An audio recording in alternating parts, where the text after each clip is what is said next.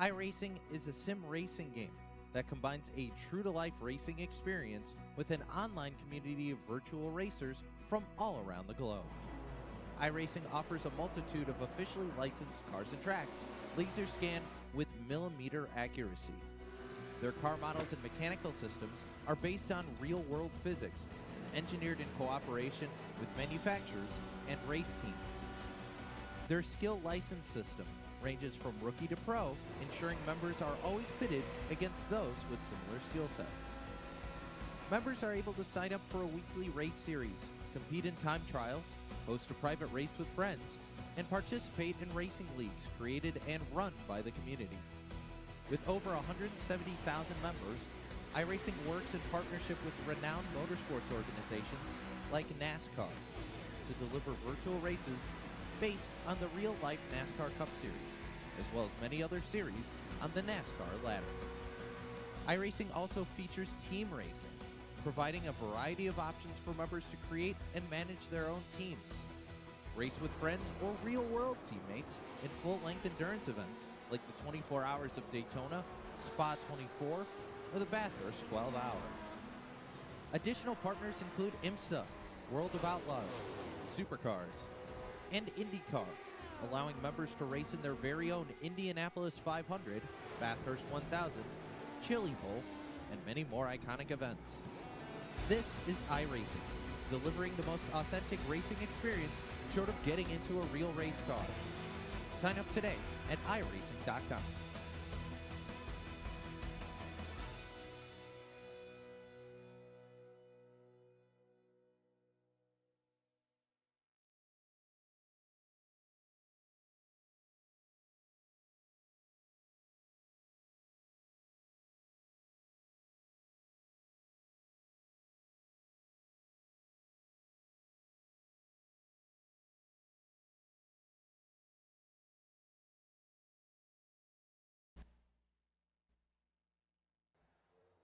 Good afternoon, race fans, and welcome here to race number 8.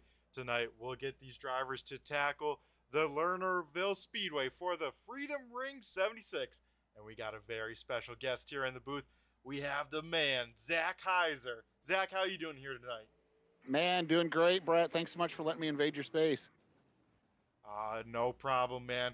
As it looks like we got cars rolling here in qualifying. Looks like the first car we got trying to get his car figured out. Looks like he will pull it to the back, so we'll look at the next guy. That's a 53 machine, first car on the track. It's Cam Tucker.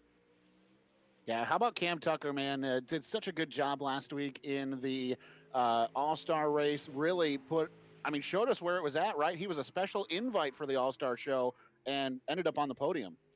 Yeah, he showed out in the All-Star race, showing why he deserved that invite, Zach. And so far right now, pretty good lap by him. That time by a 14.78. Looks like Holiday does get that thing rolling in the 16 machine. Yeah, and I tell you what, how about Holiday too, right? Kokomo Speedway right before the All-Star break. He jumped in with a couple of his buddies and kind of showed us all, that it doesn't have to be the Kentucky crowd of Aaron and Trevor and those guys, right? Some other people can come in here, kind of show where it's at. Yeah, he had an awesome run going from the probably mid-pack all the way to that top 3 to finish where he did. Looks like Holiday, though, not beating Cam Tucker. He puts that thing P2 quick as we get the next car rolling on the speedway. It's the 45, first time seeing him here in the series. It is Andrew Hardings. Yeah, Hardings was excited to get a chance to be a part of the ASRC Dirt League. He admittedly doesn't have a lot of dirt experience. He told me he put about 125 laps of practice on this racetrack before tonight's race. Wow, that is a lot of laps to get down on, and he knows the strength of competition. I assume he's been doing his research, watching these broadcasts, as Hardings does improve that time by with a 15.86, and it looks like 2 laps here tonight, Zach. Oh man, you asked the race director a question he should know the answer to. I think it's 3 laps on the clock around I see here. the 45 going around another time as he almost loops it off that corner there as we get ready for group number 2 here. Group number 2 being made up of Jacob Laster and Stephen Hoffman also. It looks like they are rolling out to the speedway here. I think that Lassiter was slow to come to the staging area. Almost missed his qualifying spot, but was able to get out there um, right before Hardings ended his time. So we were able to get him out there in his spot. Yeah, it looks like we do get the 151 or the 51 on the card. Jacob Laster is on the clock as he heads down the backstretch for his first time lap. So he's out there. Looks like Hoffman maybe was out there. We'll see if he puts in a lap here. But Laster right now second quick with a 14.83. Laster coming away last week with the win at the All-Star race. I know he's feeling that momentum and feeling a lot more confident with a win this season.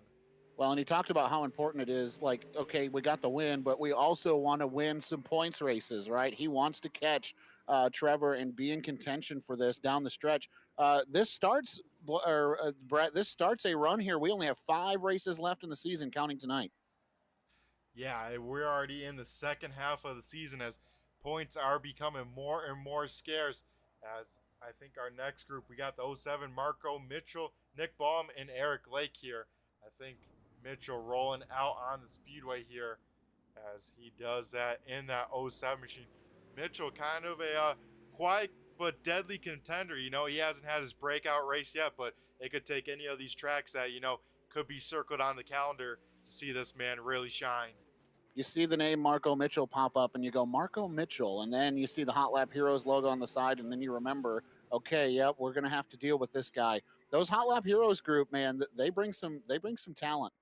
Yeah, that Hot Lap Hero gang, that whole stable of cars, you know, very quick. It seems like any of those guys could win on any given night. So Mark Mitchell putting in, it looks like P number 4 here at the moment, as now we get Eric Lake in the X5 machine rolling out on the speedway as well. Eric Lake having a good amount of real life success at the Tri-City Motor Speedway. Yeah, I wanted to say congratulations to him. We actually had a few real life winners in our sim here tonight. We'll talk about them. Of course, Ron Hart, a real life driver, and our points leader, Trevor Mattingly, is now racing karts down south, and he picked up his first win a couple of weeks ago. Yeah, so a lot of guys showing off their skill from the sim in the real life, showing what is going on as we talk about that driver with that go-kart win. T-Matt, Trevor Mattingly, is out on the speedway. He's ready to get on the clock here. In the 13T off at turn number 4. Oh, jumps the cushion a little. You don't see too many mistakes from Trevor Mattingly. Yeah, and I got to tell you, that is going to be, put it on your hand. You'll be able to count tonight how many times he makes a mistake. That'll be one of the very few. And how about the patriotic schemes here tonight, too, man? These race cars look good. Yeah, there is a lot of great stuff for the Freedom Rings 76 here tonight at the Lernerville Speedway. Zach, you doing an awesome job here promoting that patriotic schemes, and we got a lot of great looking cars. I mean, Zach, you got to kind of get a little sneak peek at the paint schemes last night. I mean, which one is your favorite? Oh, no, I can't believe you just put me on the spot like that. I mean, Aaron Kirby, who we'll see here in qualifying in just a minute, worked really hard on his guys with Trevor and Tanner and Bobby, and of course Aaron's car as well. But I mean, we just saw Nicholas McDougall on the racetrack. His car looks really good. Michael Taylor's getting set. He's in the staging lane. His car looks really good. As you know, I don't know that you could pick a favorite. Maybe I lean toward Bobby or Aaron's car just because of the blue and white. They look really good together. Yeah, that they do. And Zach, I don't know if you have timing and scoring from qualifying, but looks like we're getting sometimes, maybe not all of them. So maybe I'll have to go through on my end and manually say times, because it looks like we're getting about half of them on the ticker here. But we'll keep everyone up to date. So far, I believe Cam Tucker should be the quickest at this point. Correct me if I'm wrong, Zach. I think that's right. Cam Tucker at the top of the speed charts currently with a 14.790. But as we watch Brandon Marlowe come around, he's going to knock that down with a 14.781. Ron Hart right there as well in this group, a 14.784. So this track getting quicker here as they start to wear this thing in with that new tire model that was released a few weeks ago.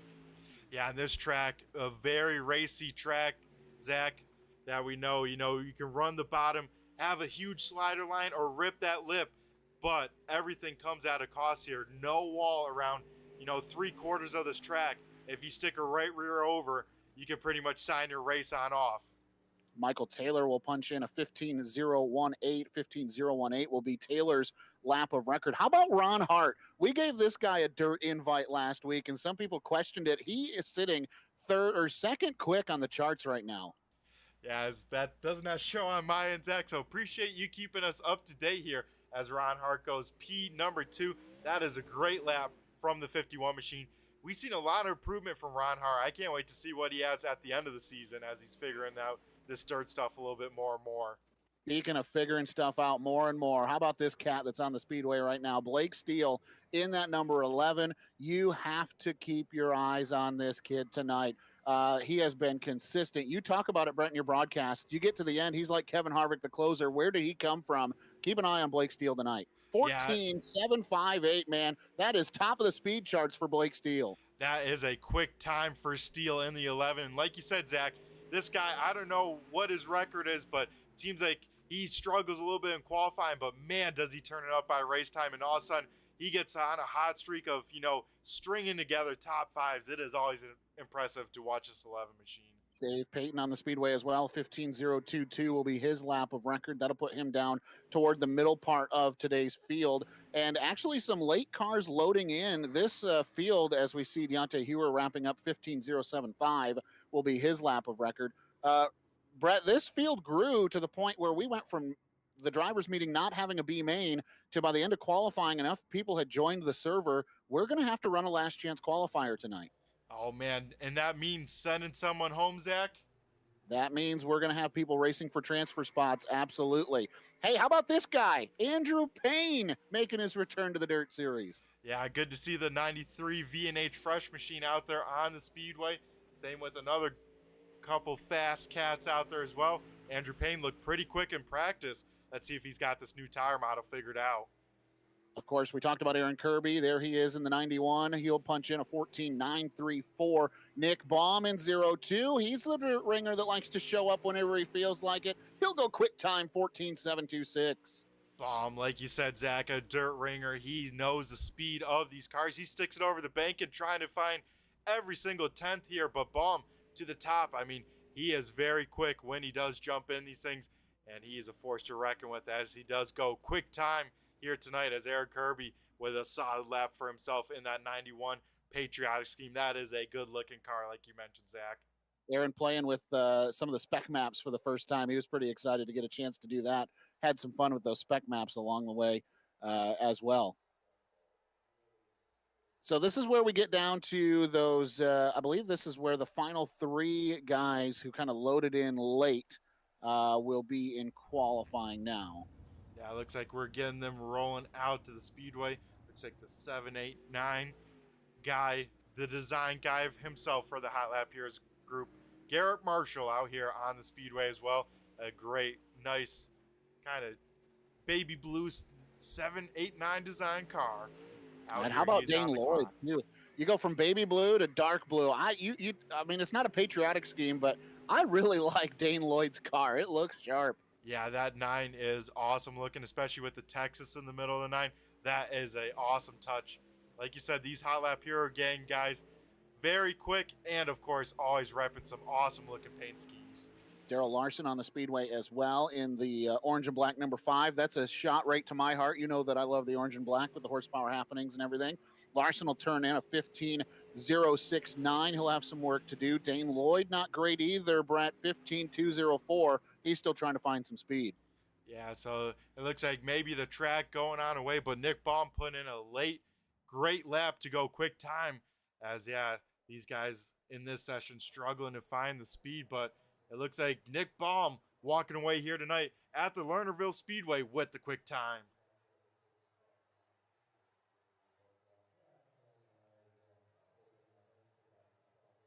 All righty, Zach. I believe on my end, does that check everyone's box that they did make a qualifying attempt? Those were the final three qualifiers, the last ones to load in. They missed the driver's meeting, so they had to go last. So there you go. Final three qualifiers are on. All righty, so we'll go take a break here. Get ready for the heat race in action, but first we'll go to National Anthem. We're going to go to a commercial break. On the other side, we'll have the National Anthem. Don't go anywhere, folks.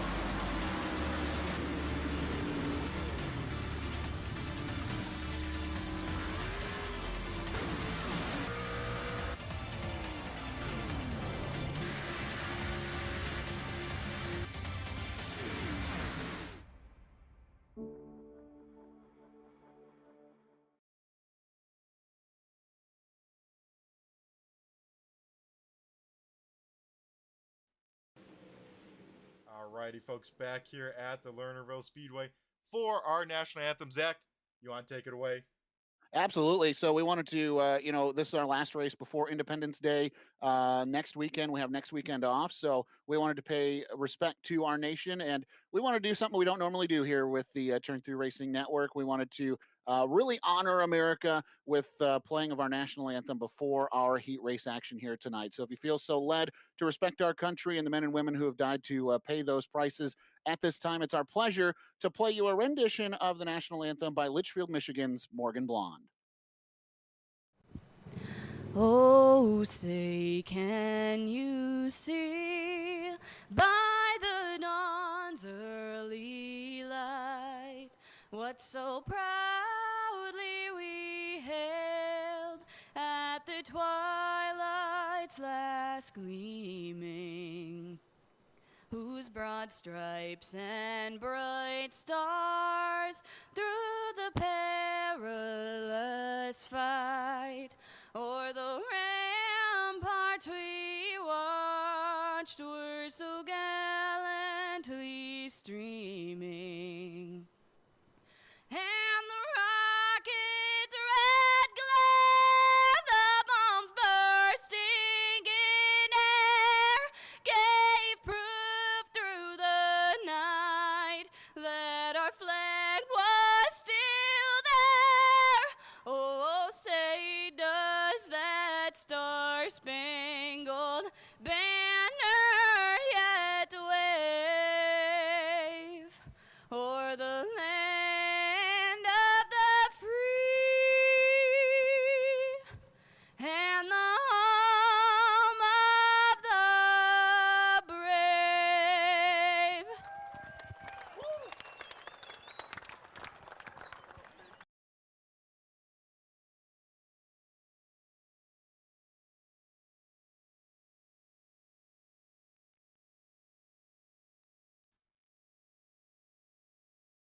Alrighty, Zach, we come on back here. What a great rendition there.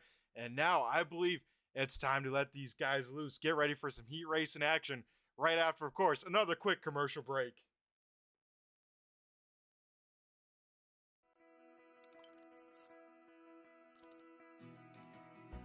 iRacing is a sim racing game that combines a true-to-life racing experience with an online community of virtual racers from all around the globe.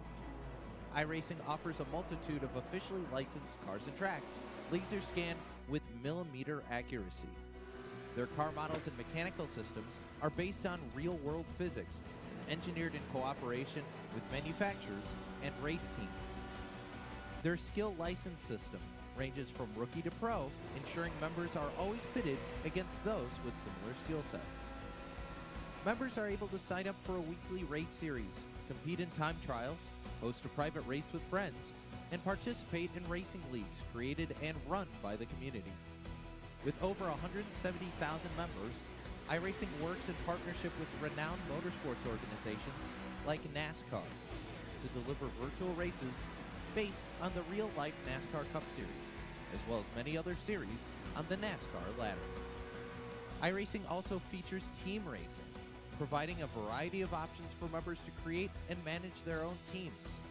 Race with friends or real-world teammates in full-length endurance events like the 24 Hours of Daytona, Spa 24, or the Bathurst 12 Hour. Additional partners include IMSA, World of Outlaws, Supercars, and IndyCar, allowing members to race in their very own Indianapolis 500, Bathurst 1000, Chili Bowl, and many more iconic events. This is iRacing, delivering the most authentic racing experience short of getting into a real race car. Sign up today at iRacing.com.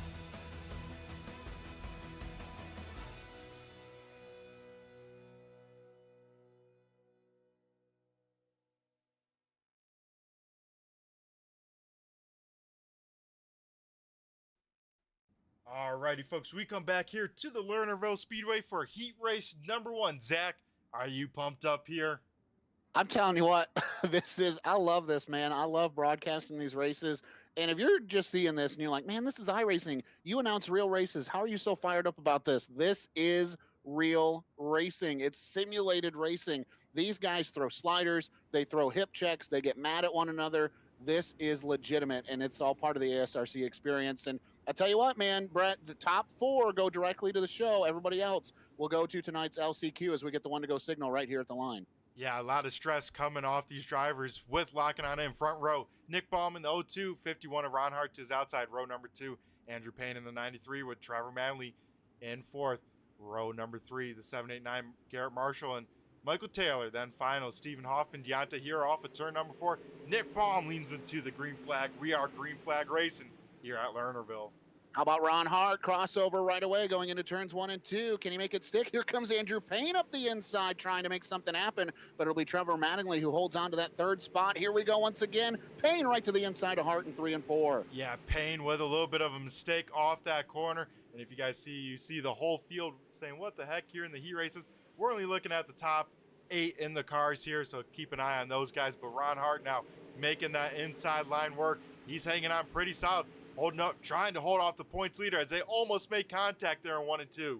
Oh, and there is a little touch at the exit of turn number 2 as Hart now tries to put the squeeze on Mattingly going on into turn number 3. Little contact again, Hart up the hill, and Mattingly will take the 2nd spot. Yeah, contact there in the heat race between Mattingly and Hart. Mattingly knows a lot of points on the line in these heat races, trying to get the maximum here with this time at the start-finish line. We see 4 laps to go. This heat race already halfway over.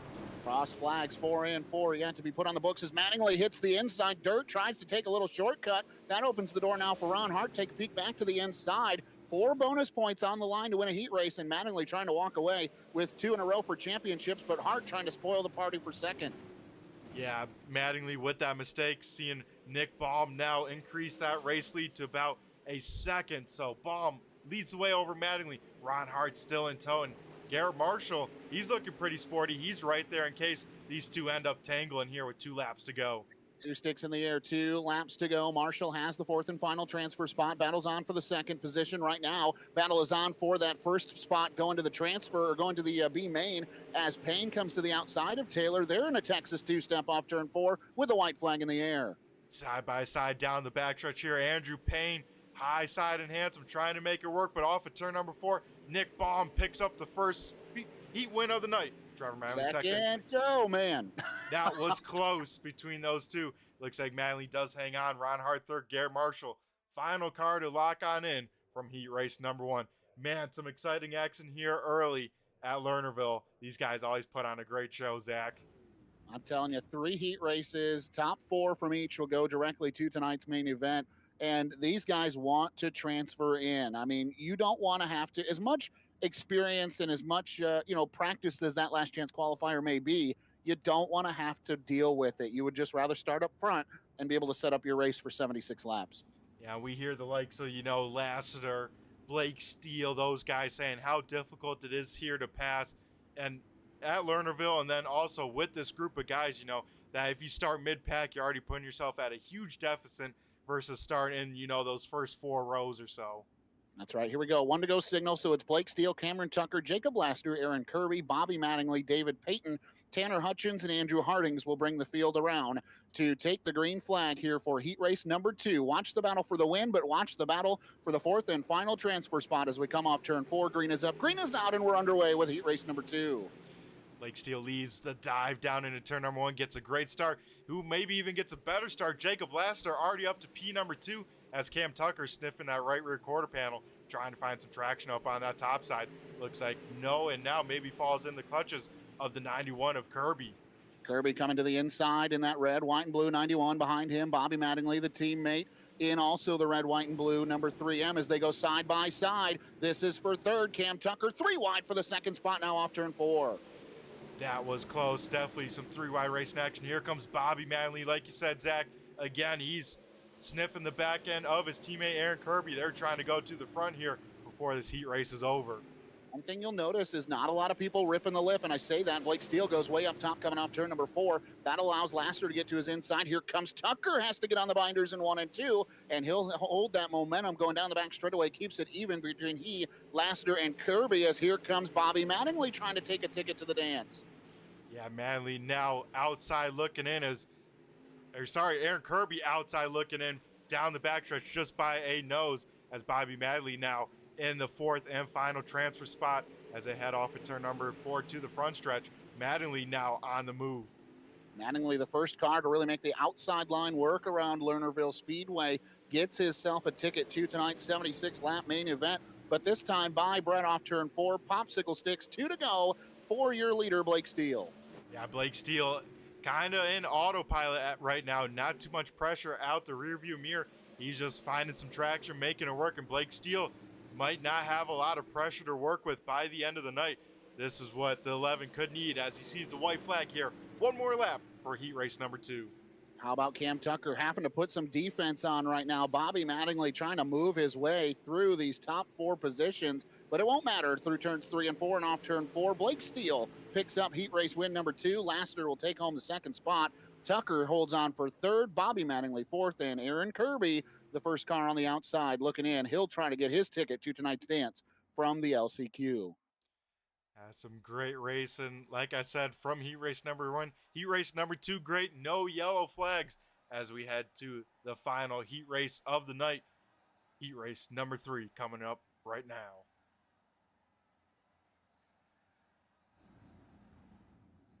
Looks like in heat race number 3, Brandon Marlowe and the 37 Hot Lap Heroes machine leading the field to the green flag. Eric Lake and the X5 Scooby-Doo to his outside.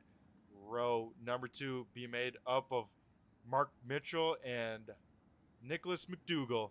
Then behind them, we got Tucker Holliday starting deep in the field here tonight with Darrell Larson on his outside, and then starting shotgun by himself in the back row.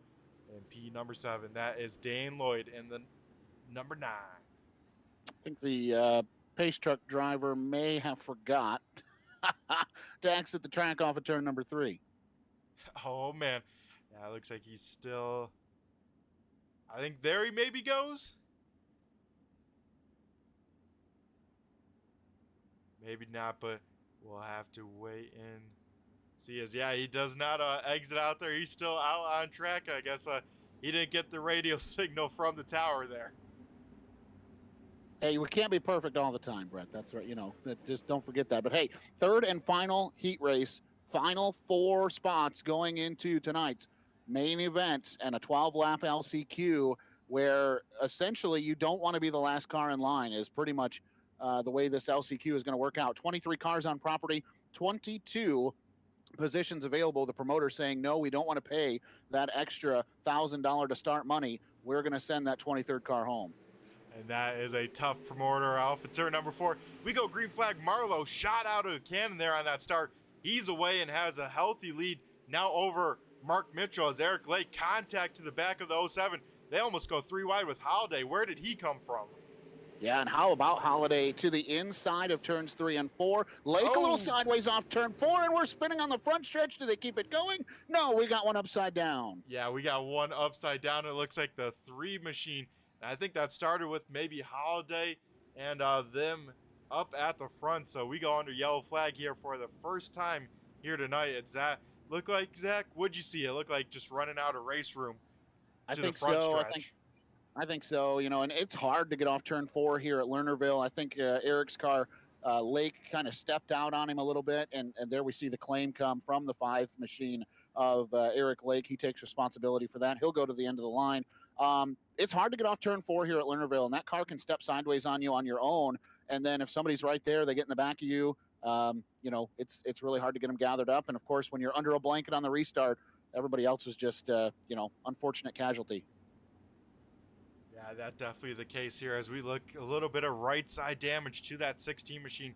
These cars, Zach, having a new damage model, so kind of playing with the unknown of how much does that affect how the car drives and feels for these drivers, as good amount of body damage to the 16 of Holliday.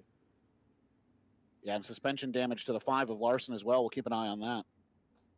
Yeah, we'll go take a look now at the 5 machine. But yeah, like you said, Zach, tough racing that time right around that last chance spot. These drivers not want to go to that last chance if they can help it, to try and lock themselves in here early.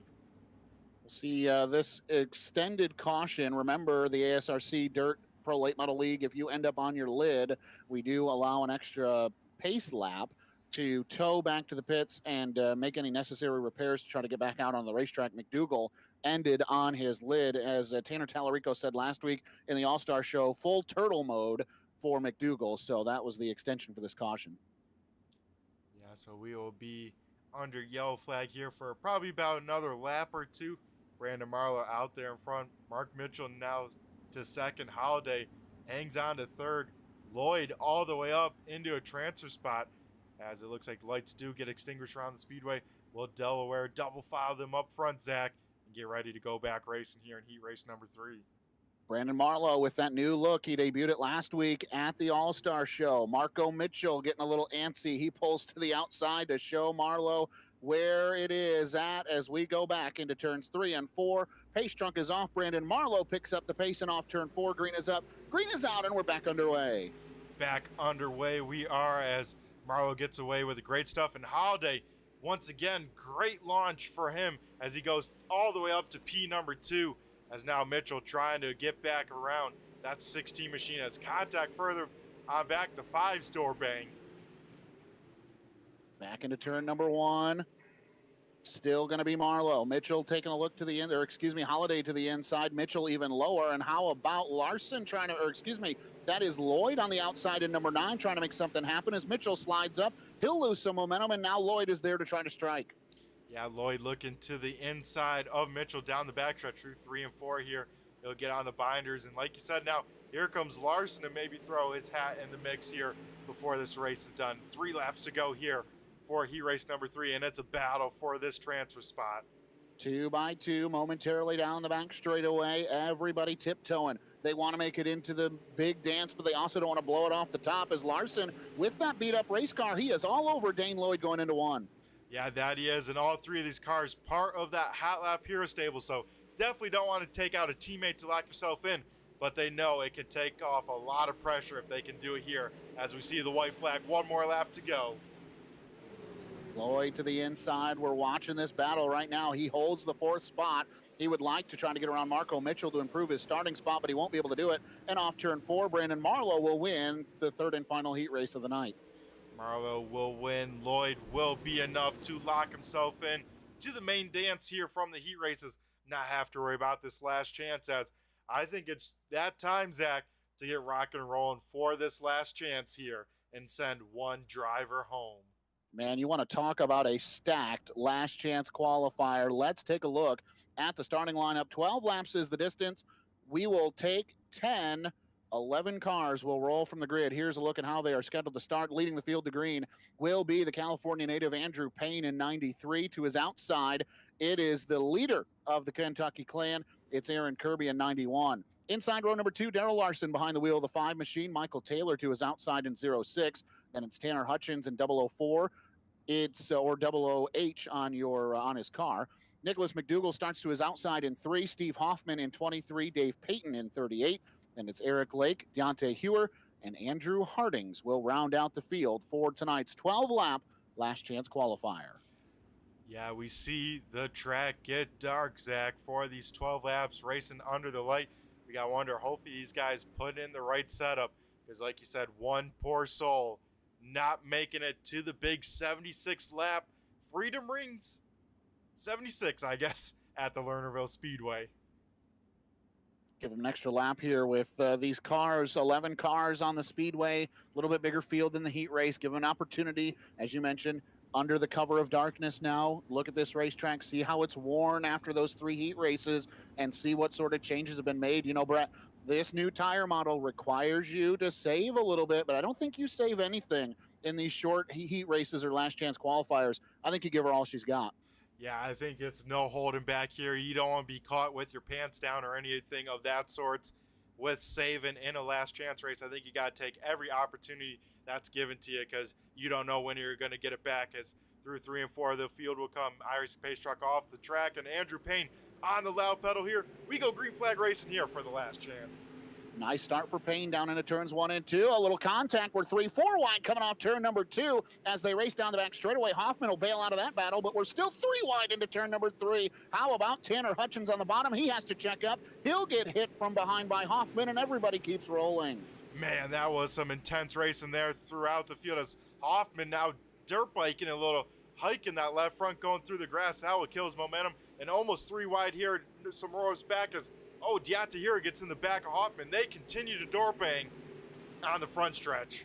Down into turns 1 and 2. Everybody sorted out. Oh, man, Peyton rather, almost into the side of Hutchins trying to get off turn number 2. I think these guys forget that almost the entire field transfers into tonight's event. But, Brett, not only do they transfer, this is also for starting spot as we see a little further up. Larson trying to look to the inside of Aaron Kirby for second. Yeah, like you mentioned, Zach, a lot on the line. Of course, locking yourself into the main show. Don't want to be that last car. Don't want any sort of big mistake to prevent you from making the big dance, but also you want to start up as close to the front as you can. We already locked in 12 cars, so this is from 13 on back. You want to be closer to that 13 mark rather than that 22nd.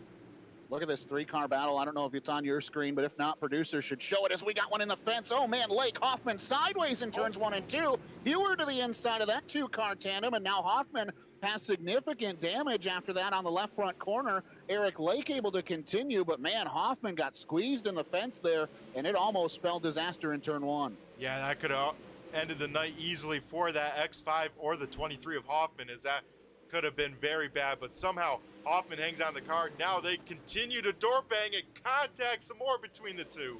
I don't know about you, Brett, but I think Hoffman's temperature gauge may be busted pretty hot under the collar after that incident on the front straightaway. How about this? We got another 2-car battle. This one is a battle for the 5th position. Here comes Taylor taking a peek to the inside of Tanner Hutchins off turn 4. Yeah, Tanner Hutchins not in that bright pink machine. A little bit harder to pick him out with some white, as that, of course, a very nice patriotic scheme, but it's kind of weird, Zach, to wrap my head around Tanner Hutchins not in a pink machine here tonight. Let's look a little higher up in this running order as well. How about Nicholas McDougall? Full turtle mode during his heat race. He is now in the 4th spot in this LCQ.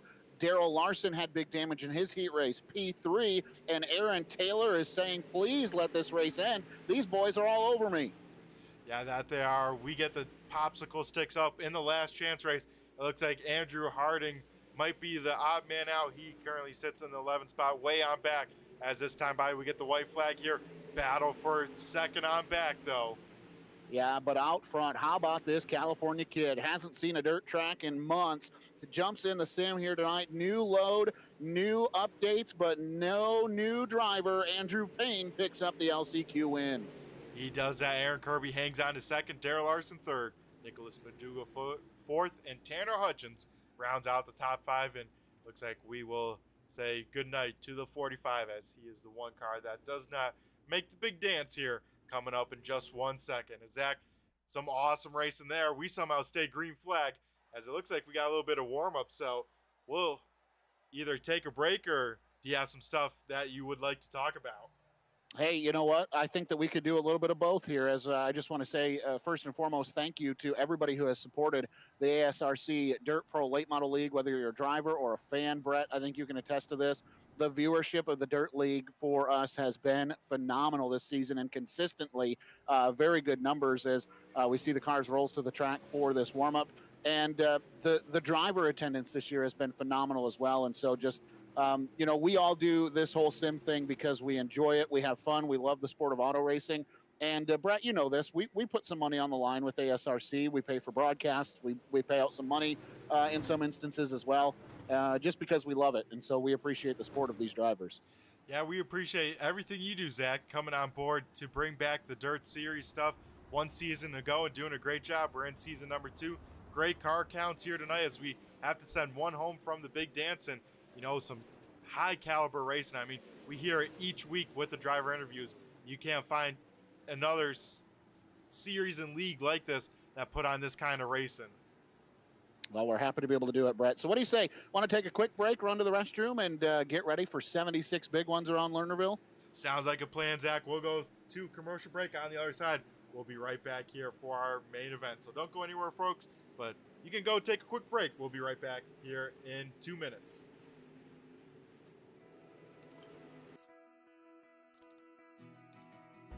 iRacing is a sim racing game that combines a true-to-life racing experience with an online community of virtual racers from all around the globe. iRacing offers a multitude of officially licensed cars and tracks, laser scanned with millimeter accuracy.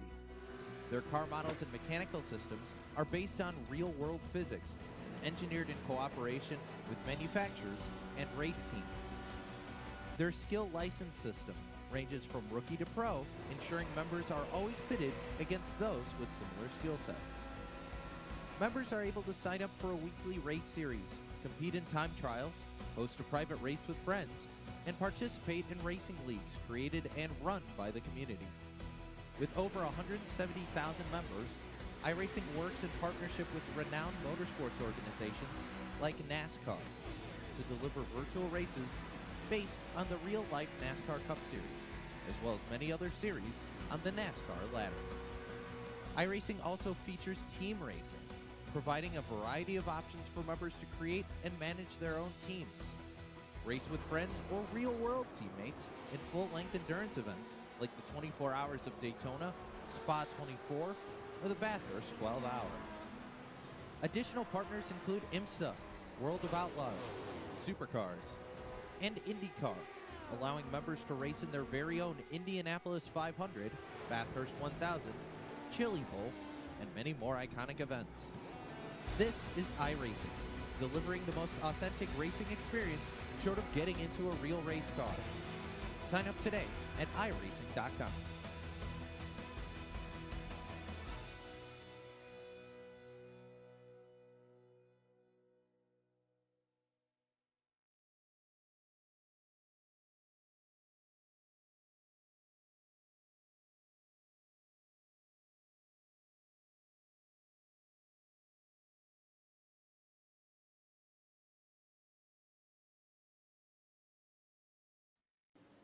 Alrighty, folks, coming back from the Lernerville Speedway here in the last couple minutes of warm-up. We got Zach still up in the booth.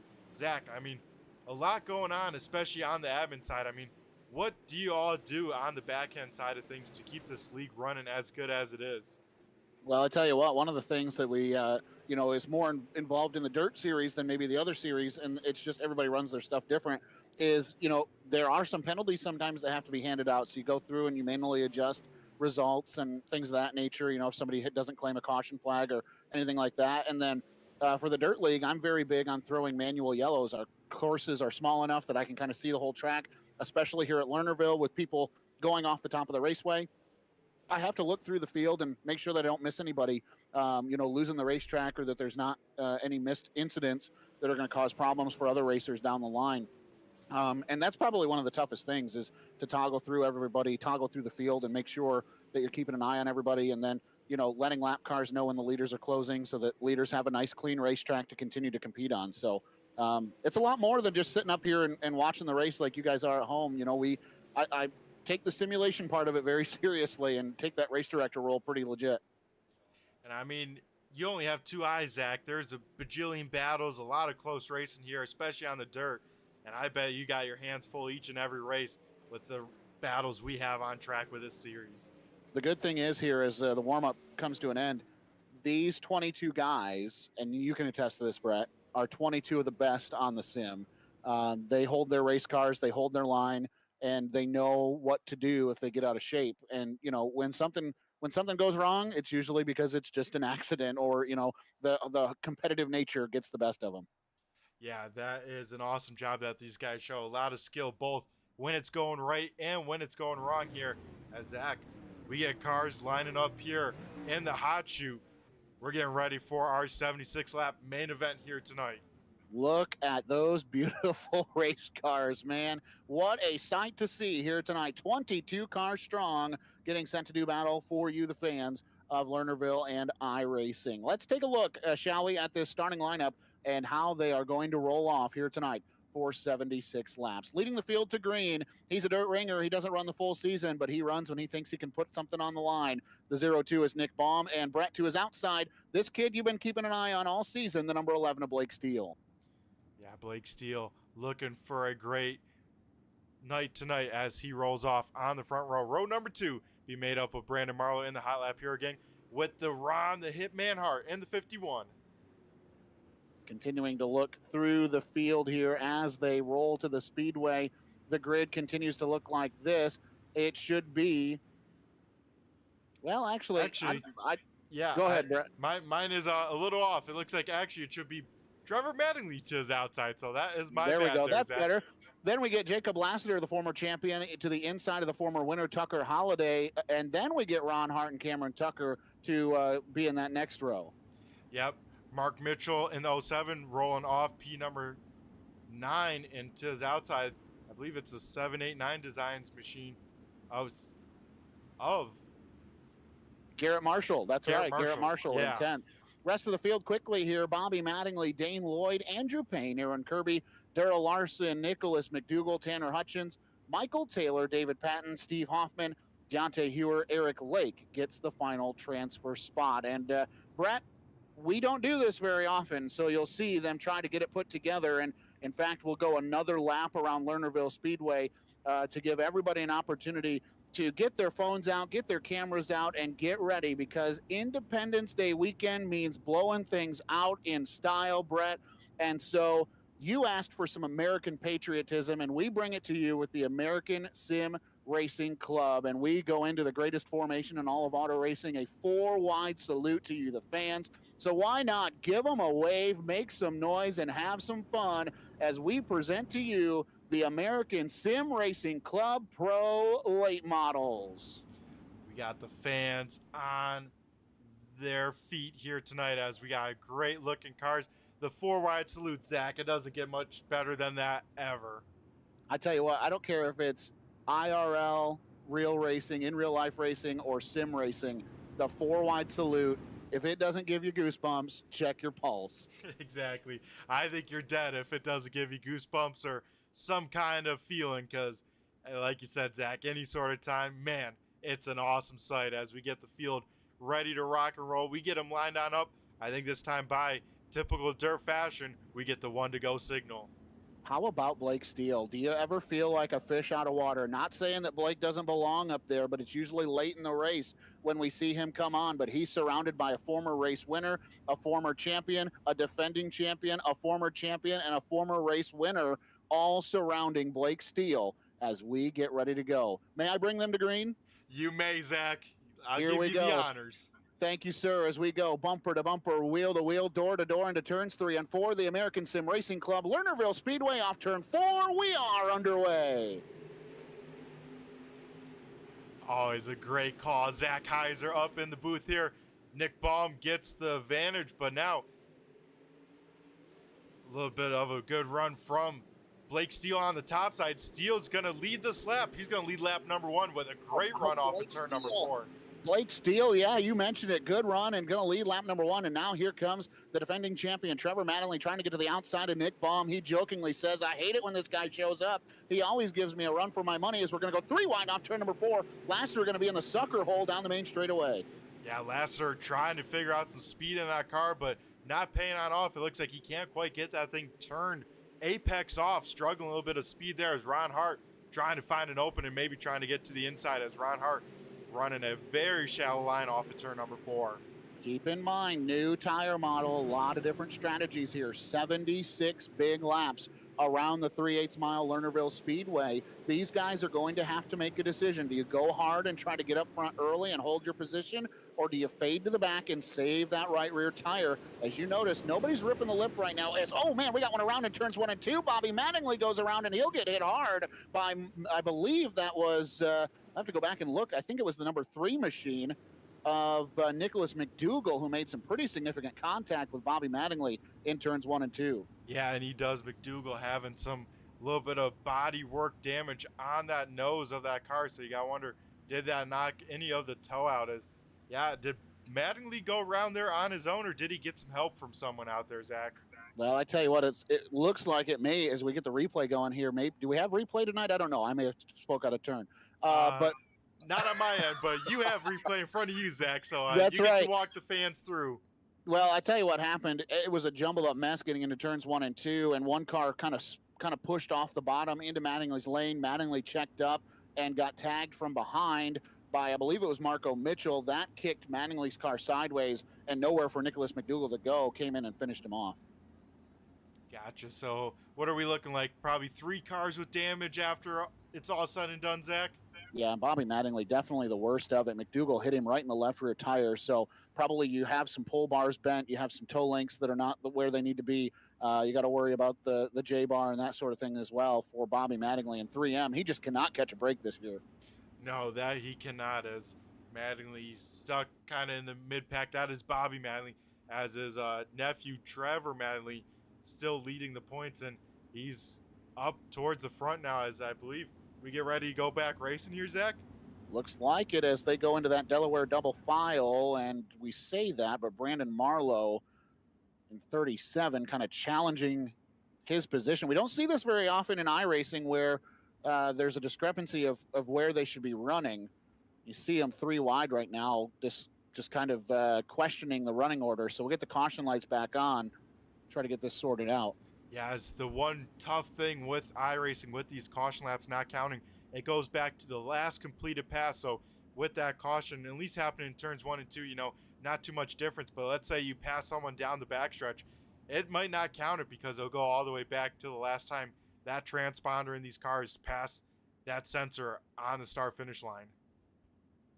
So I'll tell you what we end up doing here is because of this discrepancy, the only thing I can do in race control is look at the current results tab and let people know where they were running as far as iRacing is concerned. And so that's what we've just done here is told Brandon that he needs to give way to that lane and let Cam Tucker and Holiday have that spot, because that's where race control is, at least is what I'm being shown, is where they were running.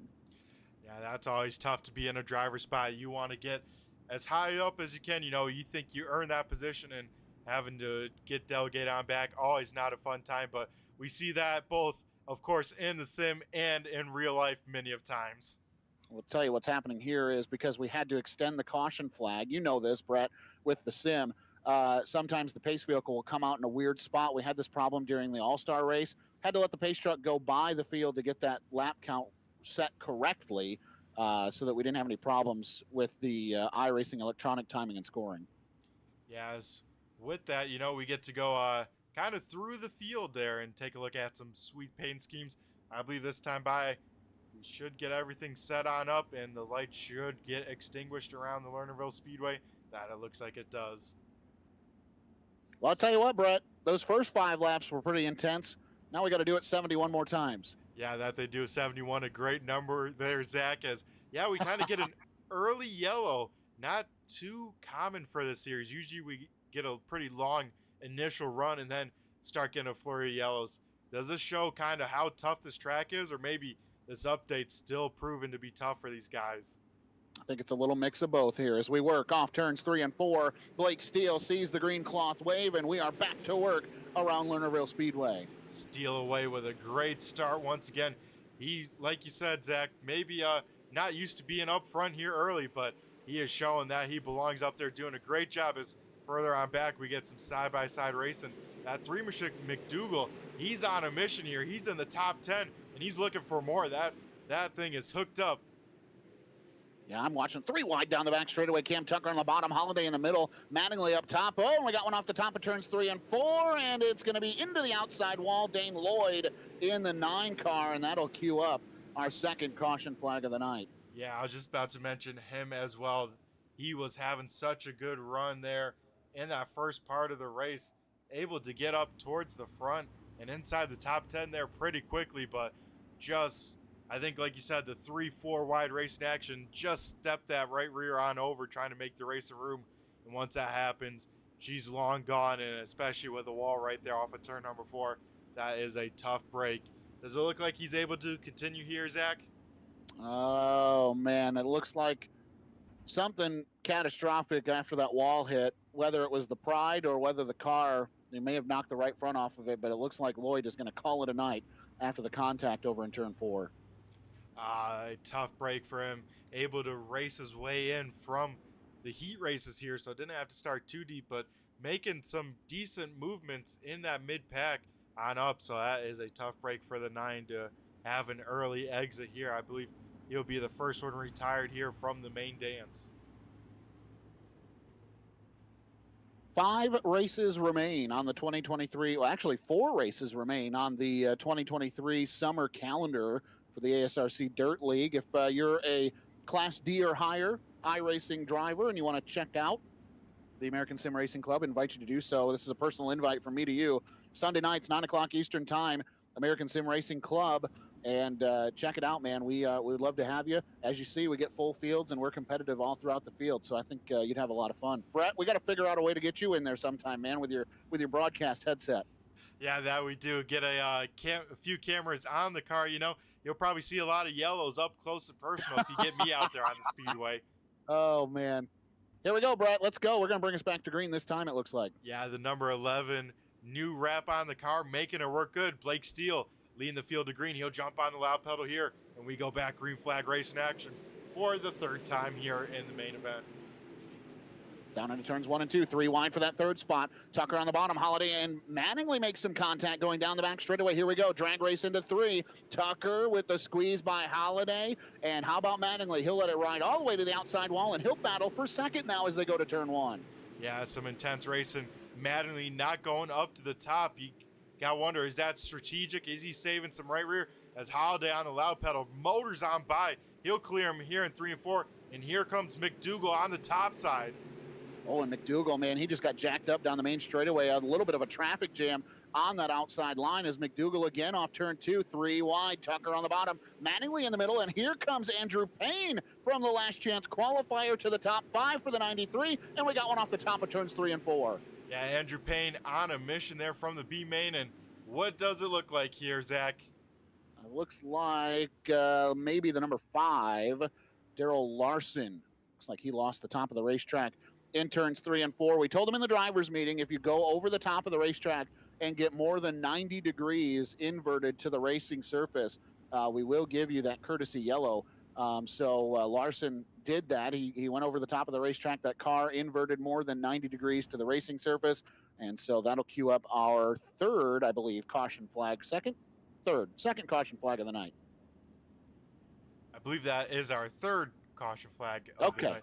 You had it right. You second guessed yourself, but we're under number 3 here. As Daryl Larson, like you said, Zach, does stick it on off, but that car looking pretty clean. Doesn't look like any damage to his car. So that's the good news. Yeah, the good news is, you know, he spun in and didn't hit anything, which turns 3 and 4, if you're going to spin off the top of Lernerville, do it in turns 1 and 2 because it's a long way till you get to the trees over there off the racing surface. If you spin off a 3 and 4 at speed, you're going to hit that wall that's down there, and it is detrimental to your racing action. Yeah, that it is, and it looks like up in front, getting ready maybe for another Delaware double, or are we going single file as the admin says that's enough, boys? It should be a Delaware double file restart. We just had to catch back up to the pace truck here as we get the 1 to go. So the Delaware double file puts the leader out front in row 1 by himself. Second spot, who is Holiday, gets the choice high or low. He made it very clear at the flag stand he wanted the inside line, so that'll put Nicholas McDougal, who was rolling that middle to outside line, to his outside. So we'll see what this restart has to bring. Yeah, McDougal, of course, biggest mover at the moment, up, I believe, a whopping 10, I think more than 10 positions as he gets ready to go here. Blake Steele on the loud pedal. We go back green flag racing action here at Lernerville. Oh, man, McDougal sideways on the front straightaway actually ended up down in the inside lane, gets it gathered back up as we go back to work through turns 1 and 2. Nick Baum nearly gets gathered up in that exit of the racetrack. And how about McDougal rebounds to get back to the outside of Holiday off turn 4. Yeah, McDougal finding some speed up top. The question is, with this update, is he killing that tire's contact? Steele, sideways. Oh, contact for the race lead. Blake Steele, McDougal, they door check now into 3 and 4. This race is a battle for the race lead here as McDougal now clears the pass. He's the new race leader here on lap number 15. That was intense, Zach. Wow, that was a little bit of premonition by me to have that call before you did, as McDougal now races off into turn number 3 as your new race leader, moves Blake Steele back, and we got contact in the back of the pack up the hill. Marlowe sideways off the nose of off of Lassiter. They get that all sorted out going back into turns 1 and 2. Yeah, and Lassiter falls a handful of spots. It seems like a lot of the hot lap hero guys, Zach, taking care of that right rear, running it kind of easy, versus Nicholas McDougal. It looks like he's going like it's the white flag lap. He is checked out now to a second advantage over the rest of the field here tonight. Well, you know what? That Hot Lap Heroes car, that number 51, he told us how he won the All-Star race in the Chili Bowl. That was saving that right rear tire and tracking down Zach Nichols. And I think Brandon Marlowe really learned his lesson at Kokomo when he was up front early, had a caution flag, and fell all the way to the back of the field because he'd burned up the right rear. Yeah, so these guys keeping it in mind. A long race, 76 laps the distance. As we look now at Lasser and here big time side race. That's got to keep those tires pretty hot on that 00 machine. Another patriotic scheme. Mopar on the front, trying to make something work down low. As you know, everyone kind of in one pack. What's going on, Zach? We had a big moment on the front straightaway. There was contact. Hoffman into the right rear of Trevor Mattingly. Mattingly came down the hill, got into Garrett Marshall, and Marshall almost got into the inside wall, got it gathered back up, and now we've got a caution flag. All righty, caution on the speedway. Looks like the 00 machine that we're just looking at, Deonta here, rolling slowly on the backstretch by himself.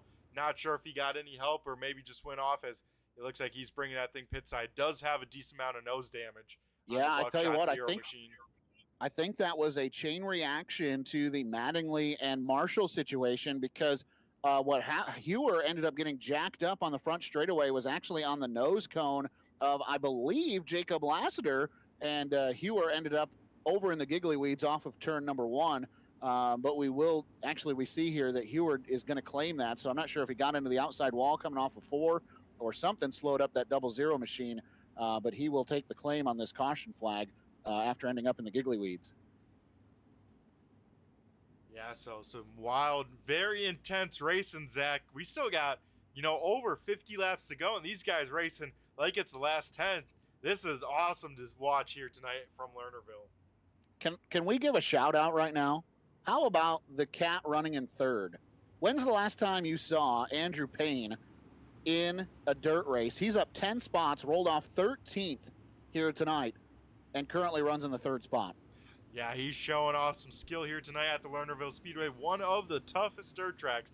That's because you have to be so precise here without that wall around the speedway, and he's showing that skill, how good he can be. He's up into 3rd. We'll see what he's got for the 3 of Nicholas McDougall, who is leading us back to the green flag here, Zach. Up 15 spots to the race lead as he comes off turn number 4, drops the hammer. Green is up, green is out. We're back to work as the battle's on for 2nd. Here comes Payne to the bottom. Slide job city on Steele. No, not enough room. Steele keeps the 2nd spot. Yeah, now Payne goes into reaction mode, making sure Holiday stays behind him in that 16 machine, as Cam Tucker still trying to find some momentum there in that 5th position in the 53. 53 of Tucker. Oh, man, how about Hoffman, man? He got jacked up to the inside, and Nick Baum had to check up. Now Baum slams the door going into turn number 3. That opens the door for Marshall up top. Which door do you close? Front door, back door? Keep the side door option as well, as here comes Ron Hart. He looks to go up the gut in turns 1 and 2. Yeah, on top of this 02 machine, Nick Baum definitely doing some tire saving here. As now Hoffman into Hart. Yeah, door slamming there. Almost Dave Payne gets in the door of Marco Mitchell as well, as Mitchell now rolling this top side. He saw what McDougall was doing. He's trying to mimic that, as Mitchell trying to roll to the front here. Nobody going to the top side early in this race. 25 laps in, this time by 51 more to go, and you have to wonder, as now we say that, Brett, where does everybody go that time into turns 1 and 2? All it takes is one driver at the front to say, what's the top side made of? And everybody else follows suit. You don't want to be the last guy to make the decision to find where the speed is on the racetrack, as we got a battle for 2nd again. Here comes Andrew Payne. Almost contact with McDougall off 2. I think he did make some contact as McDougall saw the slider, tried to take it away, and they door slam a little bit. That slows up Andrew Payne enough to drop outside the top 3, as now Tucker Holiday has got on around.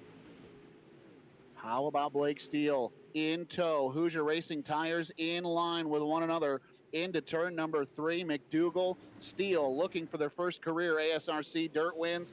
We've got Holiday, who just picked up one a couple of weeks ago, and Andrew Payne right there in 93. I do believe he's looking for a first career ASRC dirt win.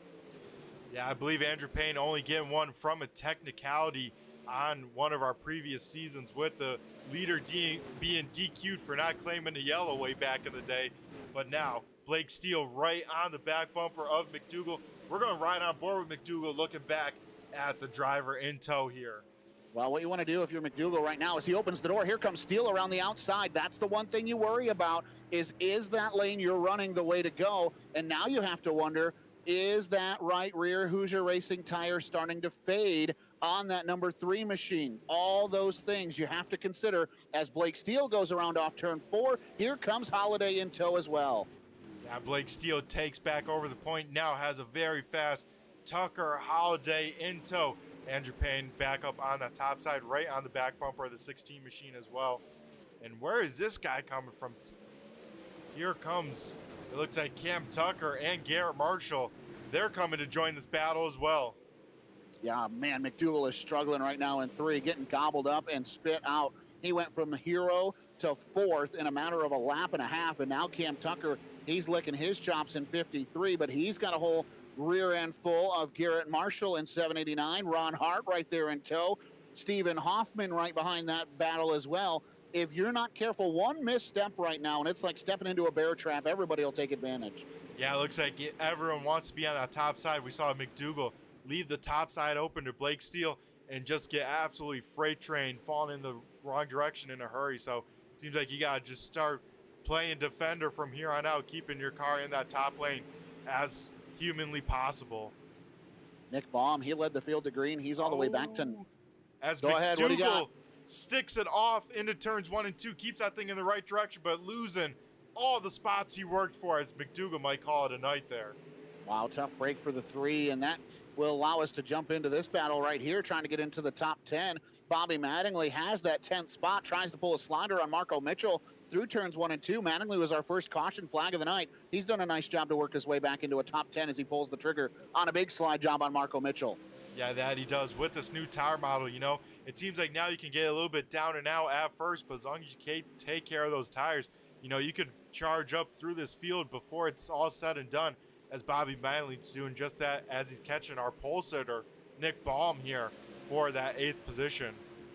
Lap traffic now coming into play as Eric Lake goes a lap down. He heeds to the inside for those leaders to run the lip as we look at a battle shaping up right now. I mean, everything looks like a battle right now, Brett, because everybody's running bumper to bumper around the outside of Lernerville Speedway except Garrett Marshall. Marshall trying to pull the trigger on a slide job on Cam Tucker. Wasn't able to do it. He'll have to regroup, regather, and reevaluate that opportunity. Yeah, and it seems like everyone's still about a car length off from that cushion here tonight at Lernerville. No one wanted to push the envelope just quite yet and have the same fate of McDougal to just push it over, you know, that extra inch and have your race go from great to very, very bad. We'll say that looks like McDougal is still on the racing surface all the way back to 14th right now on the speedway for McDougal. So he was able to blend back in with the rest of the field and able to keep going. Brett, lap 41, I'm coming to lap 42. What do you say we take a look through the field here as it looks like we may be in a bit of a green flag stint. Up front, leading the way is the kid looking for his first career win in the number 11, Blake Steele. Second spot is Tucker Holiday. Third belongs to Andrew Payne. Fourth is Cam Tucker, and Garrett Marshall rounds out the top 5. Yeah, some great guys there. Then going back to 6, we'll go run through the top 10 here. Looks like 6 should be Ron Hart. Then behind him, Stephen Hoffman. 8th going to our pole sitter, Nick Baum. 9th is Bobby Manley. And Dave, everyone's fan favorite, Peyton, in 10th, trying to hold it off from Tanner Hutchins there. Yeah, Hutchins in that new paint scheme, kind of struggling in 00H right now as he goes way high, wide, and handsome in turns 1 and 2. That is as high on the racetrack as you can go without blowing it off the top. As there we see McDougal in frame. Looks like he'll head back pit side. Yeah, we got a great shot from the camera work, guys, in turn number 1. And, I mean, we got the lip of the track there as he pulls a slider on Payton, not able to clear. But, I mean, we saw that right rear. I think he was hanging that right rear a little bit off the surface there. Brett, we got a great battle for the 5th spot right now. Ron Hart has it. Steve Hoffman, Nick Baum, Bobby Mattingly, Garrett Marshall, they all want it. They're all in a cluster right now going into turn number 3. Yeah, Nick Baum, halfway point is over. I think he's starting to turn up the wick here in the O2 machine. What does he have left? Is there anything left on that inside line versus the top? Baum will try and slide Hoffman. They go door to door, but Hoffman has the momentum up top. He'll reclaim that spot. Oh man, now what we have here is the gap from first to eighth has basically disintegrated. We had about two groups right there as, man, we just see Andrew Payne get really sideways off turn number 2. You wonder if he burned up the right rear coming through the field. They had a decent gap almost. Oh, and Nick Baum contact from Hoffman. What I'm trying to say is they're all under a blanket right now. Yeah, that they are all under a blanket in a single file train here on the top side. Everyone trying to hit their marks, and Zach, it's got to be so tough on this top side as Hoffman gets to the back of Ron Hart. He goes around, somehow hangs onto it, but that checks up everyone behind. That could have been really bad. And I think, are we still green? It looks like we are. Man, tough break for Garrett Marshall in 789. That is going to take him from competing for a top 5 to now he's back to 9th with half a straightaway's disadvantage to up to Ron Hart, who fell out of the top 5 in that whole exchange. He's now 8th. Bobby Mattingly 7th. Steve Hoffman up to 6th, and it's Nick Baum who now cracks his way back to the top 5. Yeah, Nick Baum with that move. We saw how difficult it is there to pass. He tried to pull a slider, just get up to as close as he could to the door, and I think just misjudged it a little bit, and they made contact. Man, that could have been very bad, but Baum now reeling back in Cam Tucker. He saved some check stuff. Out up front, lost in that battle. We have a new race leader. Tucker Halliday pulled the trigger, got around Blake Steele, and he now leads this field at Lernerville as Steele falls back to 2nd. Now, if you're Blake Steele, you can't push it over the edge. He knows we know how aggressive he's probably driving in that car, how bad he wants us to win, but he cannot overdo it, Zach. He cannot push it over the envelope, can't push the rocking chair over that. Dave Payton over the top of turn number 2, trying to get it going in the right direction in 38. He's still pointed in the right direction, so we'll stay green. Yeah, it looks like he's able to get that thing rolling.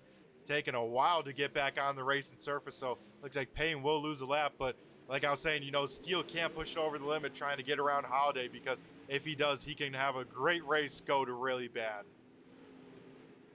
Nick Baum now trying to pull the trigger on both Cam Tucker and Andrew Payne. He's got both of them lined up. We'll see if Baum has a big slider in his back pocket here. And you mentioned just trying to hang on, right? I think Andrew Payne knows that he's hurt those tires. He's just trying to hang on as Tucker, he'll enter Slide Job City with a welcome and greeting card. Andrew Payne tries to hit return to sender and not able to do it in turns 3 and 4. It'll actually open the door for Nick Baum to go around the outside. Payne struggling right now in 93. Yeah, you can see Payne having to get outside that preferred line and just sit there, sitting like a rock almost, down off of turn number 4. We got one around off turn number 2. 23 Hoffman facing the wrong direction, and that'll draw up the caution flag. It looks like Stephen Hoffman out here bringing out the most recent yellow. And Zach, what do you got for the update for that caution here with now inside of 20 laps to go? Well, we saw Hoffman running in the 6th spot there in a great cluster of cars just 5 laps ago. That cluster kind of blew apart, and I think Hoffman was just trying to give her all she had, and I think just simply put, blew it off the top of turn 1. It's easy to do here. You get into a rhythm and you think you need a little bit more to catch the guy in front of you, and before you know it, you drop the right rear, and it's all she wrote. Yeah, it just takes a little thing just like that, Zach, to push it over that limit. As Tucker Holiday, what does he have left? What does Blake Steele has now? Their advantage gets all erased. We have the guys like Lassiter, Trevor Mattingly, Brandon Marlowe that were saving big time in just right around the top 10 spot. They get to all rebunch and see what they have in those last 20 laps. And look at this, too. We've never really seen this legitimately in the Dirt League before, but now with the new tire model, guys are actually using it to their advantage, trying to cool down the right rear tire. Nick Baum all the way on the inside of the racetrack.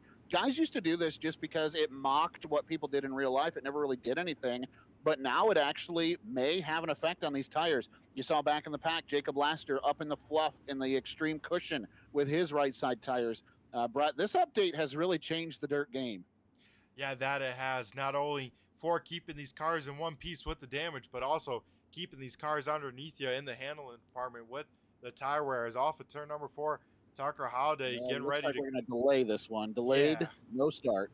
Yeah, it looks like not everyone's set in the back of the pack, so we'll give them an extra pace lap here, as this time they'll get ready to rock and roll. Two very sweet. Oops, sorry. I was just going to say, I think that we were clarifying a wave around situation. Dave Payton would have been eligible, but he went pit side, so there was no wave around driver. We just wanted to make sure that that was taken care of. As now, Brett, we're getting ready to come to green. Yeah, now we are getting ready to come to green. Looks like team paint schemes from the 11 and 53. Very sweet wraps on those cars. Tucker Holiday on the loud pedal. We go green and look at Andrew Payne spinning the tires. Those tires are done on the 93. And Nick Baum all over the back of Blake Steele as Tucker will, that's Cam Tucker sliding into the second spot. Now we're Texas two-step down the back straightaway. Nick Baum, will he pull the slider? The answer is no. He'll stay in the Hoosier Racing tire tracks of Blake Steele off turn number 4. Single file, cue it up, freight train, grab your partner's hips as we work around Lernerville. And look at this. Caution number 1 was the 3M. He sits himself in the top 5. Where did Bobby Manley come from? As contact. For third. Nick Baum, do we stay green? The answer currently is, it's currently yes. Are we still green? The answer no. There it is. Caution flag. 3 cars end up in this one. Baum sideways. You see Peyton in 38 was a part of that, and it looked like the number 6 machine also got tangled up. Michael Taylor a part of this one as well. Yeah, so some very close, tough race in there. I believe Baum may have gotten some help. Was it from the 53 of Tucker? I tell you, he pulled the trigger on a slide job and tried to get in front of Tucker. And actually, there it is. Nick Baum actually does claim this caution flag. We talk about this in the driver's meeting, Brett. You've heard it. It takes 2 to tango on a slide job. If you're going to pull the trigger, we expect you to be able to clear it.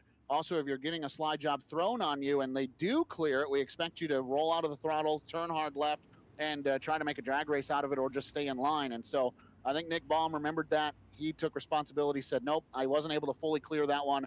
I'll go ahead and take it. That's an awesome show of sportsmanship and the caliber of races here. You know, getting all these cautions claimed here tonight, that the driver knows if they're at fault, they take it, they move on and let the other guy know, hey, man, I made maybe a mistake there. That was my bad. Daryl Larson in the 5 car. We saw him big problems in his heat race. He had some struggles here in the feature as well after going off the top of turns 3 and 4. He'll get the wave around now and put him back on the lead lap and back in contention for a possible win. That it does, and I think that moves now back up to 16 cars on the lead lap fighting for the win here tonight. Once we go back green flag racing action, we have 15 laps. Zach, what do you say we do a little turn 3, turn it up here on this restart? Let the cars do some talking. My favorite segment for the turn 3 broadcast is the turn 3, turn it up. Alrighty, we'll get that rocking and rolling on the restart here. We'll give ourselves a little break from talking here as this action-packed race starting to draw to a close. Hey, while we're still under caution, I kind of gave him some criticism earlier in the race, but turns out maybe it was strategy. Tanner Hutchins inside the top 10, running 6th right now. Yeah, Hutchins looking for a late race push. He's got a lot of fast cars around him as he has both Mattingly's and the row in front of him. Lassiter to his inside. It's going to be a wild one here as we get ready. Now for the turn 3, turn it up. We'll be right back on the other side.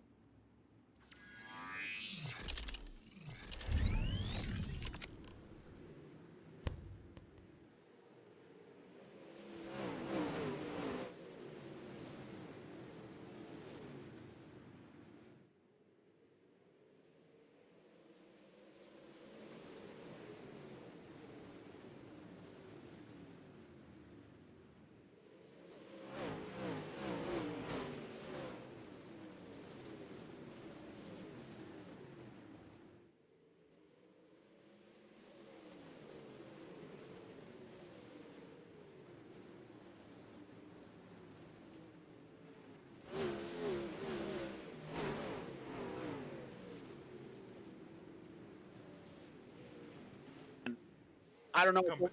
Yeah, I was just going to say, man, huge hit on the front straightaway for Bobby Mattingly, and for some reason it didn't draw up the iRacing caution as he struggles down the back straightaway. That car is hard bent, really bent, and now we have Andrew Payne in the wall off turn 4. He does the same thing, and now I think we're going to get that caution flag. Here it is. Yep, caution is out. Wow, that was nuts. Yeah, as we got the Andrew Payne one there live, but the Bobby Mattingly one coming at a time where we're in the turn 3, turn it up, Zach. And what'd you see? Just jumping the cushion off of turn number 4, and that wall just coming up so quickly with that reverse bank and just sends that car into the wrong direction. Yeah, I tell you, we talked about it in the pre-race about how hard it is to watch the entire field. I missed it live last night, which is why we didn't get a quick caution for it. And I happened to see it here on the race replay. He just, yeah, same thing, right? Lost the racetrack coming out of 4, made some contact, bounced off a car to his inside, shot him down to the infield wall, and hit that thing a ton. And with the iRacing model, he pirouetted and ended up facing the right direction, the correct direction. So the iRacing caution trigger wasn't tripped. And unfortunately, I missed it. So huge, huge tough break for Bobby Mattingly. Yeah, and then eventually a lap later, Andrew Payne bringing out the yellow flag, getting bounced around there. Not sure. I believe maybe Michael Taylor, he got collected as well in that. I don't know, Brett. I would lose our timing if I went back and watched it, but I do know it was a hard hit for Andrew. It actually ripped the front suspension out of that car. He's back pit side, and all the ladies cheering right now as we see Dave Payton get his lap back. Yeah, the 38 ASRC machine, always kind of a patriotic scheme on that car. He gets his lap back, fighting back on the lead lap, which looks like we might have now down to 13 cars on the lead lap, with some cars down on pit road getting extensive damage repair after some big hits here to bring out this most recent yellow.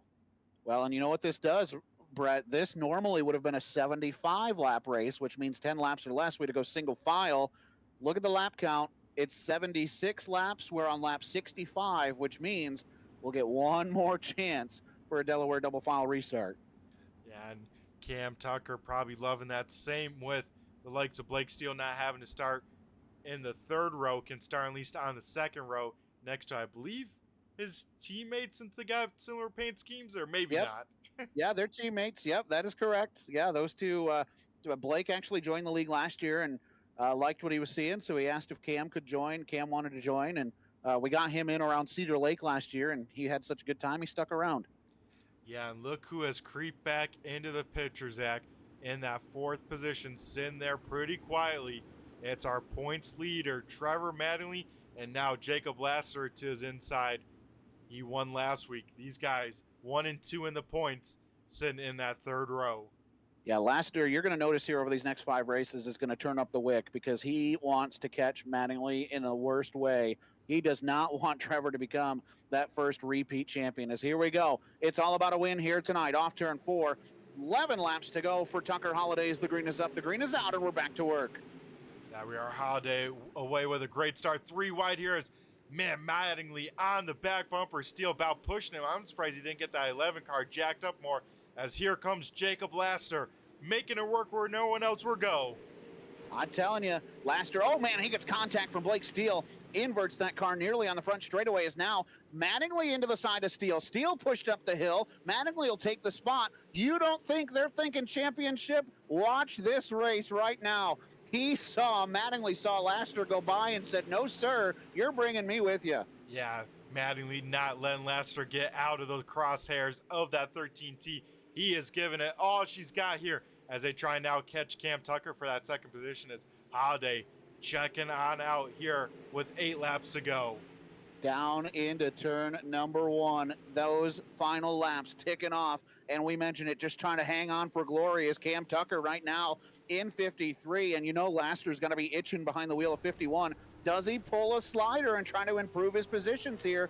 Don't want to lose that spot, though, to Trevor Mattingly.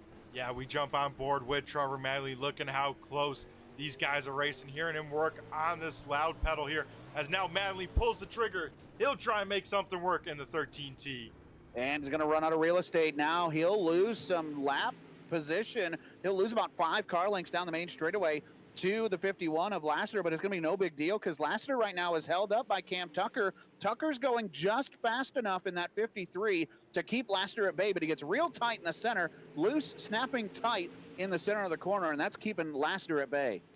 Yeah, Lasser hoping for one mistake. That's all he needs from this 53 to get on around, but Cam Tucker driving the wheels off that thing here late. I bet that handling's falling away for that 53, but he is doing a heck of a job. As now here comes Mattingly and Marlowe in the mix from second on back. You could throw a blanket over all these cars in the top lane.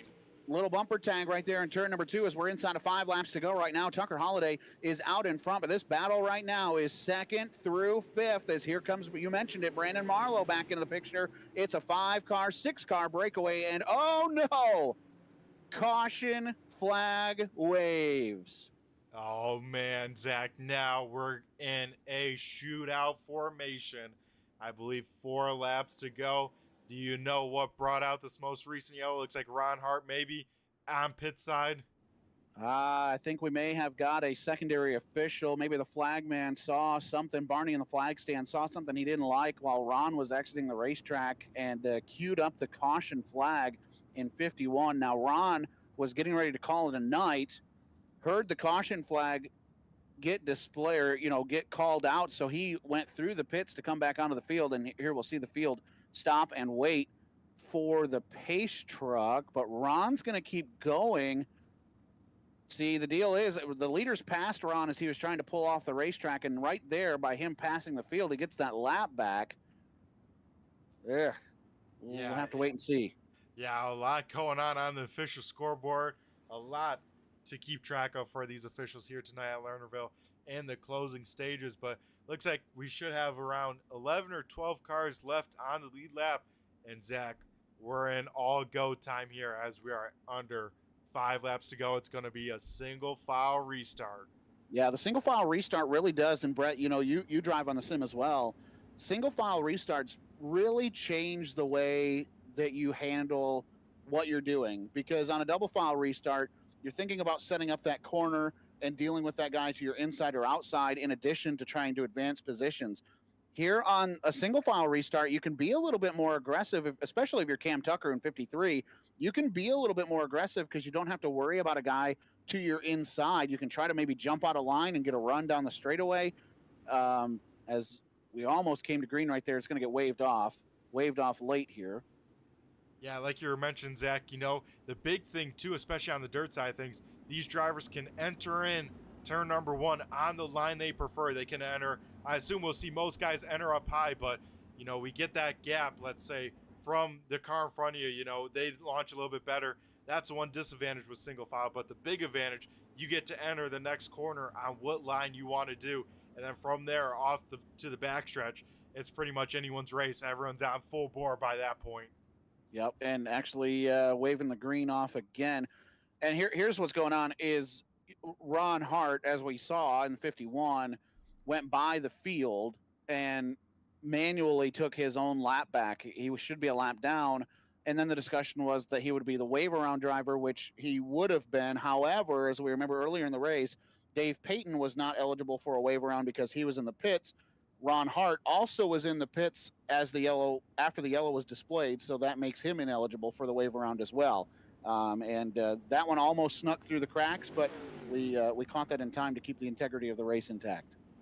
All right, there we go. So a lot to keep your eyes on here, Zach, every single week.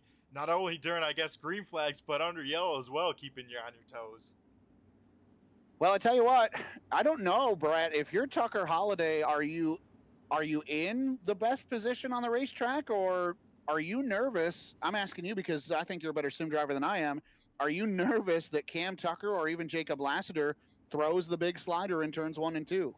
I think if I'm Holiday, I'm pretty confident. These things have the virtual mirrors for the most part. If you do run them, I think most drivers do, that you can keep an eye on the guy behind you. But I think Holiday saved a lot more tires than Tucker. I think Tucker's really struggling on corner exit with putting that power down. I mean, he's driving the wheels off this car, but I don't think he has a big enough tire advantage to make a run on Holiday. But we have now 3 laps to figure it out. Off turn number 4, Holiday leads the field back to the green flag. Yeah, and Tucker kicks sideways instantly and gets a whole rear end full of Jacob Lassiter as they go back to turns 1 and 2. And that's the other thing. Oh, man, Holiday all the way up to the top of the racetrack off turn 2, puts that right rear tire in the fluff and motors down the backstretch as the battle is on for second. Lassiter to the inside of Tucker off turn 4 with 2 sticks to the air, 2 laps to go. Popsicle sticks up in the air. Here comes Trevor Mattingly on the top side. He found the opening on Lassiter, able to get it now. Does Mattingly make a move on Tucker? Yes, he does. He'll dive it on down. Big slide job engaged. Tucker will slam on the binders, get it crossed over. Here comes Lassiter again. This slider, very tough to complete here at Lernerville.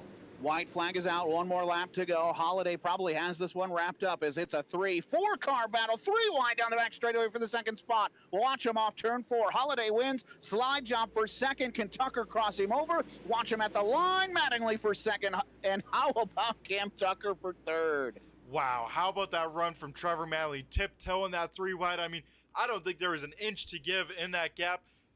Mattingly committed to it, made it stick. Huge slider, didn't send it over the banking, and hangs on to second. That was an impressive run from them. But Tucker Holliday, the man of the hour here tonight, he's bringing that thing up on the podium. Tucker Holliday coming away with the Freedom Ring 76 here at Lernerville. Wow, what a show. 2 points wins in a, well, actually, I got to take that back. I don't remember if Holiday won Kokomo. I think he did. No, he did not, because he would have went to the tail tonight. So no, but he was part of that winning team at Kokomo.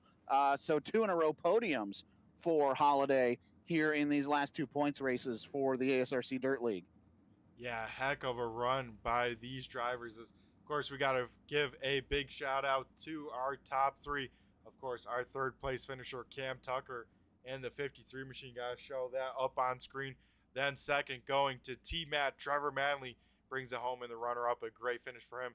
And then, of course, Tucker Holliday getting the 1 spot or 2 spots better. Like you mentioned, Zach, it was the 127, 129. His boss ended up winning at Kokomo, but Holliday on the podium. He gets the job done to pick up the first ASRC win for Tucker Holliday here tonight.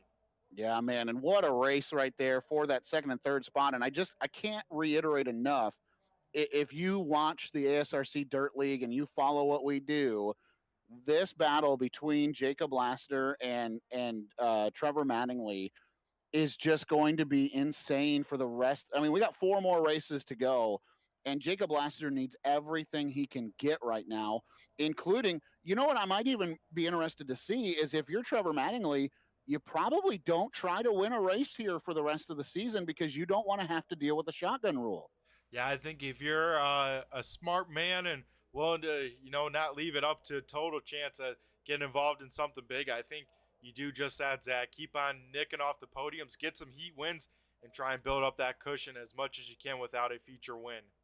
I'd like to, because we don't normally have this opportunity, and sometimes it's hard to do while we get ready for the race. 42 points separate Trevor Mattingly and Jacob Lassiter right now.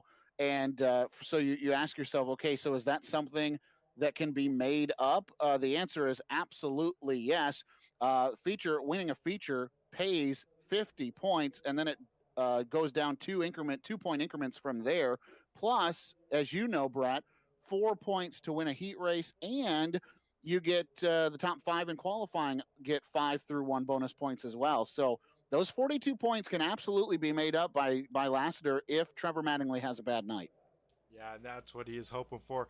Mattingly did not have one last season, so the shotgun roll definitely throwing a wrench in it, but Mattingly still coming on top, it seems like, coming into these closing marks. Zach, what do you say we head through tonight's feature results and start wrapping things on up here? Let's do it. And again, I want to say congratulations on behalf of ASRC and everybody to Tucker Holiday. I always want to say Halliday, but it is Holiday. So congratulations to him on picking up the win. Trevor Mattingly, Cameron Tucker, your podium finishers here tonight. Yeah, great run by all of them. And then from there, Jacob Lester in the 151 will finish 4th, and Brandon Marlowe in the Hot Lap Heroes 37 machine. A great run by him as well. Will round out the top 5. Behind them, Blake Steele, another good run. I know probably not the finish he was looking for tonight after starting up front, but top 5 finish. That's 6th for Steele. Stephen Hoffman, 7th. 8th went to Tanner Hutchins. 9th, Darrell Larson, and Aaron Kirby cracked his way into the top 10. Then we head to 11th. That going to Dave Payton in the 38 machine. 12th going to Ron the Hitman Hart in the 51. Andrew Payne, a tough night. He'll bring that thing pit side with a lot of damage. He will finish 13th. And same with Bobby Manley and the 3M. He will come home 14th. And rounding out the top 15 going to Michael Taylor in the 6th. And a couple of tough nights continuing. Nick Baum called it a night early in 02 after being up front. Garrett Marshall, same story. Marco Mitchell in the 18th spot. A couple of names that we saw up front early in this one. Nicholas McDougall, 19th after calling it a night. And Eric Lake rounding out the top 20. Deontay Hewer, Dane Lloyd, the final 2 cars. And of course, Dane Lloyd. I'm sorry. Deontay Hewer and Dane Lloyd rounding out the field. Yeah, Zach, that will do it here for the Freedom Ring 76 at Lernerville. I tell you what, a heck of a race. These guys, of course, anywhere they go, they put on a show. But, man, Lernerville, a fun track. And, of course, got to give you a huge shout out here tonight. Spending your time here with me up in the booth, giving a call. I mean, hopefully you had some fun and get you some practice for the real life stuff. And Yeah, absolutely, Brett. I appreciate the invite. I didn't get a chance. I didn't make it to a racetrack over the weekend to stretch the vocal cords. So this was a nice opportunity to do that. yeah, Zach, and speaking about stretching those vocal cords, I mean, what else do you have on the dock? I know you got a lot of stuff going on during the week and on the weekends as well. I know you're up in the booth and the real life side of things as well. Yeah, absolutely. I appreciate it. Right before this broadcast, we wrapped up another episode of Horsepower Happenings. Happy to have Must See Racing sprint car champion Jimmy McCune back on the show here tonight. And then Calvin Stemler picked up his first career IMCA modified feature win on Saturday at Crystal Motor Speedway. So they were both on Horsepower Happenings tonight. You can find that podcast anywhere that you download podcasts: Spotify, Pandora, Amazon Music, Stitcher, and so many more, Google, iTunes, all that. And then, of course, horsepowerhappenings.com for your latest news and updates throughout the week. And this weekend, we'll be busy. I-96 Speedway. I'll be in the booth with the Great Lakes Super Sprint on Friday. Then Saturday, I'll be in the booth at Birch Run Speedway and Event Center for the Jag CRA All-Stars Tour for the Firecracker 100. So it's going to be a great and busy weekend. I'm looking forward to it. Yeah, they have you traveling all over the great state of Michigan, Zach, with those. I can't wait to keep in mind. And Zach, if this ever comes in tuition, I just want a little bit of credit. You do a lot of the podcast stuff. You think there's ever a market maybe for a sim side of racing podcast? Oh, for sure. Absolutely, man. Yeah, we'll have to have a talk about that and get something going because, yeah, the iRacing market has a good following. That it does. And I'm just saying, if it ever takes off, I just want my little piece of the pie. That's all I ask. Hey, man, thank you so much for letting me set in here. I know I always enjoy watching your broadcast back. I'll tell you what, we'll get back to it Sunday. I'll put my race director hat back on, and we'll have some more fun in 2 weeks because we got next week off for Independence Day weekend. But we return in 2 weeks to another tricky high bank, Cedar Lake, coming up here in 2 weeks. Yeah, that place always put on some great racing. And Zach, I tell you what, the door is always unlocked with you. I'll give you a little VIP card that you can badge on in case, the admin stuff isn't going your way that night. If you ever want to come in and call the shots with me, we'll be happy to have you. All right, man. I appreciate it, Brett. Thank you. All righty, Zach. You have yourself a great rest of the night. And thanks again for coming on board. It's been a blast. Absolutely, man. You want to get us out of here? It's time to go home. I think so as well. So we got to give a huge shout out to all the replay viewers jumping in, all the live viewers here watching on this Monday night. We got Annette Hoffman out there cheering on the 23 machine in the YouTube chat lands. Got to give her a huge shout out. And of course, I've been Brett the Jet in the booth from the Turn 3 Racing Network. Be sure to check into Turn 3 throughout the week as we have a lot of great broadcasters, a lot of great series, and a lot of great racing action on track to cover. So everyone, have a great week. Have a great weekend. A happy 4th to everyone out there. Like Zach said, we'll catch you in 2 weeks at the Cedar Lake Speedway on our normal time Sunday night here at 9 o'clock on the Turn 3 Racing Network. So everyone have a great one. Go blow some stuff up and stay safe out there. I've been Brett the Jet, and I just flew by you. Have a good one.